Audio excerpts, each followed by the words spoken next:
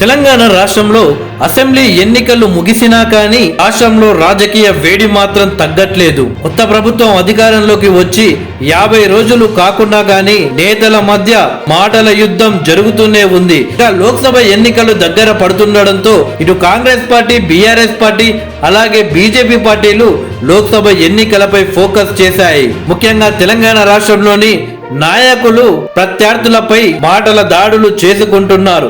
తాజాగా BJP leader DK అరుణపై ఓ రేంజ్ లో రెచ్చిపోయాడు కాంగ్రెస్ పార్టీ మాజీ MLA CWC special invitee Vamshi Chand Reddy garu. DK అరుణ అంటేనే దగాకోరు అరుణ అని వంశీ చంద్ రెడ్డి సంచలన వ్యాఖ్యలు చేశారు.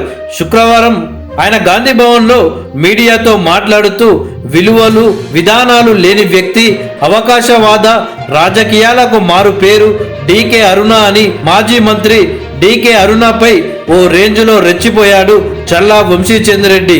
అసదుద్దీన్ పిలిస్తే ఆమె ఎంఐఎం పార్టీలోకి కూడా వెళ్తుంది అంటూ విమర్శలు చేశాడు వంశీ చంద్ రెడ్డి. అయితే 2019లో 15 కోట్లు ఇస్తే కాంగ్రెస్ నుండి మహబూబ్ నగర్ ఎంపీగా పోటీ చేస్తానని డీకే అరుణ చెప్పారని వంశీ చంద్ రెడ్డి గారు గుర్తు చేశారు. ఆమె డబ్బులు అడిగినట్టు ప్రమాణం చేయడానికి నేను సిద్ధంగా ఉన్నాను. ఏ రామ మందిరమైనా నేను రావడానికి సిద్ధంగా ఉన్నాను.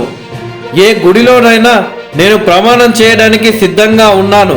మరి డీకే అరుణ కూడా నేను అడగలేదు అని ప్రమాణం చేయగలరా అని వంశీ చంద్ రెడ్డి సవాలు విసిరారు. ఇలా వంశీ చంద్ రెడ్డి వ్యాఖ్యలతో ఒక్కసారిగా తెలంగాణ రాజకీయాల్లో వేడెక్కడం జరిగాయి. నిజంగానే డీకే అరుణ అలా అన్నారా? అలా అననిది వంశీ చంద్ రెడ్డి ఎందుకు అలాంటి వ్యాఖ్యలు చేస్తాడు అని తెలంగాణ రాష్ట్ర ప్రజలు చర్చిస్తున్నారు. అయితే రాబోయే లోక్సభ ఎన్నికల్లో మహబూబ్ నగర్ నుండి కాంగ్రెస్ పార్టీ అభ్యర్థిగా వంశీ చంద్ రెడ్డి పోటీ చేయనున్నట్లు తెలుస్తుంది. ఇక బీజేపీ పార్టీ అభ్యర్థురాలుగా డీకే అరుణ గారు పోటీ చేయబోతున్నారని సమాచారం. బహుశా అందుకే వీళ్ళిద్దరి మధ్య మాటల దాడులు జరుగుతున్నాయి. అయితే 2019లో కూడా డీకే అరుణ గారు అలాగే చల్లా వంశీ చంద్ రెడ్డి మహబూబ్ నగర్ ఎంపీగా పోటీ పడ్డారు. అయితే అక్కడ బీఆర్ఎస్ పార్టీ అభ్యర్థి మన్నే శ్రీనివాస్ రెడ్డి 4,11,402 ఓట్లతో విజయం సాధించారు.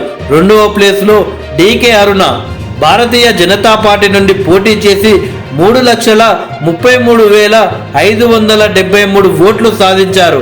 ఇక మూడవ ప్లేస్ లో చల్లా వంశీ చంద్ రెడ్డి కాంగ్రెస్ పార్టీ తరఫున పోటీ చేసి 1,93,631 ఓట్లు సాధించారు.